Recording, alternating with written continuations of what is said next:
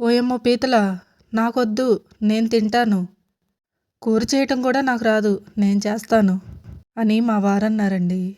ఆయన ఆ మాట అన్నాక కాదంటామా? ఈ పీతల కోసం అయితే మేము 30 కిలోమీటర్లు వెళ్ళామంటే నమ్ముతారా మీరు? ఇంక వీడియోలోకి వెళ్ళిపోతే పీతలు అక్కడే కట్ చేసుకొని తెచ్చాము.